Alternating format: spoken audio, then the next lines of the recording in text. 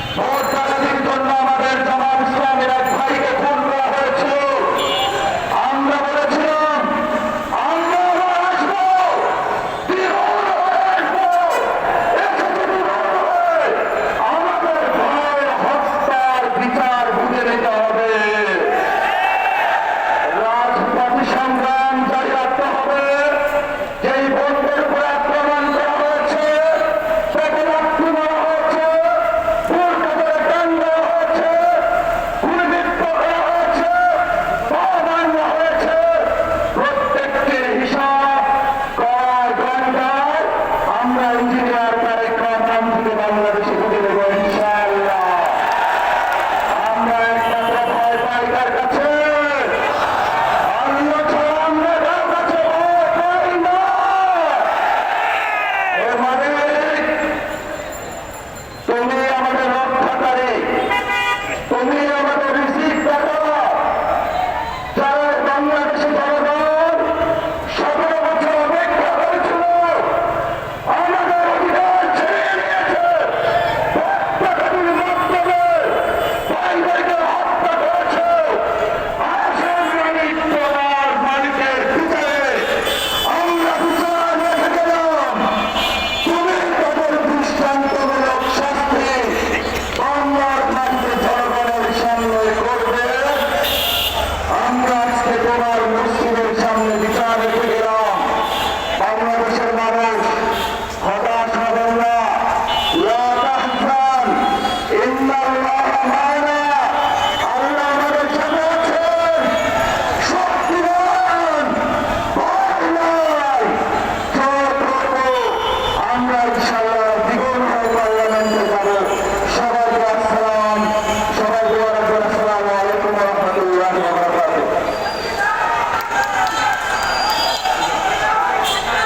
সংগ্রামী ভাই ও বন্ধুগণ, যে বেশিরভাগ বাংলাদেশ থেকে পালিয়েছিল, জানোয়াররা তাদের সাথে আঘাত করে ইলেকশন ইঞ্জিনিয়ারিং করেছে। তারা যে পথে গিয়েছে সেই পথে এদেরকে যেতে হবে। তাই ঐক্যবদ্ধভাবে আমরা থাকি, ইনশাআল্লাহ বিজয় আমাদেরই হবে। এই পথে বক্তব্য রাখছেন বাংলাদেশ জনগণ মজলিসের সম্মানিত আমির, এদেশের গণমানুষের তৌহিদি জনতার কণ্ঠস্বর আল্লামা মাওলানা হক এখন মুবারকের বক্তব্য রাখছেন।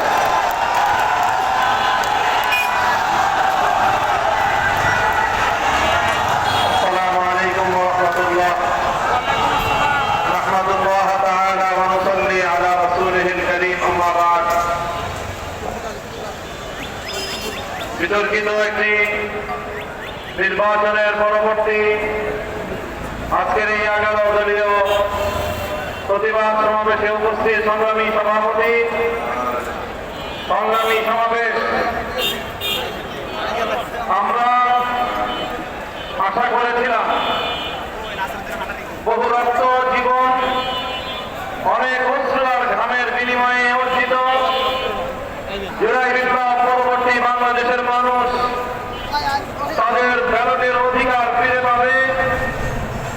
কিন্তু দুর্ভাগ্যজনকভাবে 12ই ফেব্রুয়ারি মানুষের ব্যালটের অধিকারের সাথে নির্মম তামাশা করা হয়েছে। সারাদিন শান্তিপূর্ণ নির্বাচনের প্রকাশ্য নাটক সাজিয়ে সন্ধ্যার পর থেকে সূক্ষ্ম ইঞ্জিনিয়ারিং এর মাধ্যমে টার্গেটকৃত ব্যক্তিদেরকে জাতীয় সংসদে যাওয়ার পথে প্রতিবন্ধকতা সৃষ্টি করা হয়েছে। ডিপ স্টেটের এজেন্ডা বাস্তবায়ন করতে বাংলাদেশের জনগণের অর্থে লালিত প্রশাসন ব্যবহৃত হয়েছে। সিসি আপনাকে বলতে চাই, আপনার পূর্ববর্তী সিসির পরিণাম থেকে আপনি শিক্ষা গ্রহণ করুন। আমরা যে আপত্তি জানিয়েছি সঠিক তদন্তের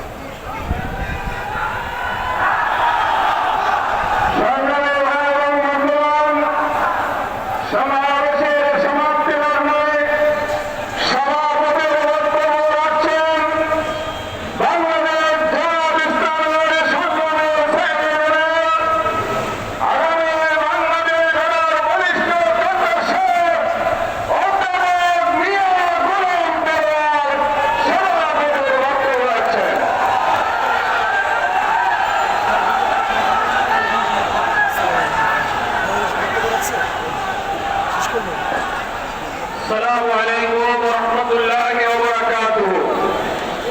الحمد لله رب العالمين، الصلاة والسلام على سيد المرسلين وعلى آله وصحابه أجمعين.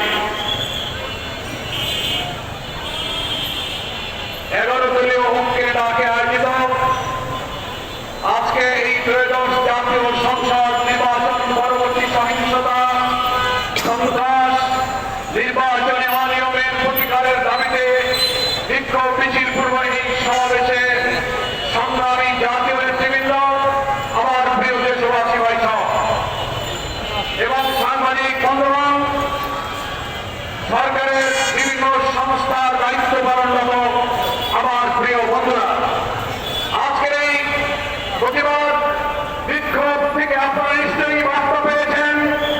বাংলাদেশের মানুষ এক সাগর রক্তের বিনিময়ে জড়াই বিপ্লবের মধ্য দিয়ে যে নতুন বাংলাদেশের স্বপ্ন দেখেছিল, নির্বাচনে অনিয়ম, ম্যানিপুলেশন, নির্বাচন পরবর্তী সহিংসতা এবং নতুন করে রক্ত নিয়ে গড়া জুলাই সনদকে অস্বীকার করে নানান তথ্য বুদ্ধিজীবীদের দিয়ে ন্যারেটিভ তৈরি করে সেটা অস্বীকার করার যে পায়তারা করা হচ্ছে, তার বিরুদ্ধে নতুন করে বাংলার মানুষ আবার ফুটে উঠেছে।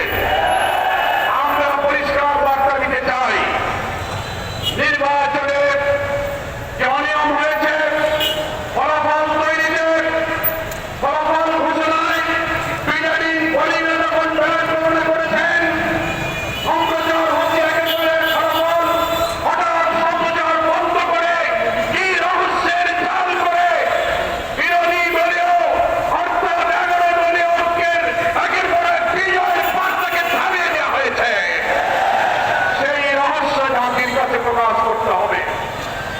যে সমস্ত আসনে অনিয়মের অভিযোগ নির্বাচন কমিশনে দাখিল করা হয়েছে, নির্বাচন কমিশনকে আমরা বলতে চাই, কোন তালবাহানা না করে অবিলম্বে সেগুলোর সুবিচার এবং নিষ্পত্তি করতে হবে। নির্বাচন পরবর্তী সহিংসতায় দেশের মানুষ বিস্মিত। আপনারা এইভাবে ম্যানিপুলেশন করে বিজয়ী হয়েও আপনারা জাতির পরে হামলে করেছেন, খুন, সন্ত্রাস, বাড়িঘরে অগ্নিসংযোগ, নির্দয় করে পিটাচ্ছেন, মাদকদের ধর্ষণ করছেন। সেই দৃশ্য আমাদেরকে আবার ফাঁসিবাদের চিত্র মনে করিয়ে দিচ্ছে। এ ব্যাপারে আপনাদেরকে সংযত হতে হবে। আপনাদেরকে আবার বলতে চাই, জুলাই সনদের সকল ফাঁসিবাদ বিরোধী রাজনৈতিক দলগুলোকে আমরা স্বাক্ষর করেছিলাম, সেই সনদের সমস্ত বিষয় যা গণভোটে আনা হয়েছে, বিপুল ভোটে আজ আয়োজিত হয়েছে। দুঃখের বিষয়, বাংলাদেশের অনেক ভোট কেন্দ্রে আমরা লক্ষ্য করেছি, ধানের শীষের ভোট আর গণভোটে না ভোট সমান সংখ্যক এসেছে। 500 ধানের শীষ 500 না, 1200 ধানের শীষ 1200 না। তাতে বোঝা যায় সিন্ডিকেট করে বিএনপি আভ্যন্তরীণভাবে গণভোটে না ভোটের পক্ষে তারা ক্যাম্পেইন করেছে। তা না হলে ধানের শীষের ভোট আর নায়ের ভোটের সঙ্গে এক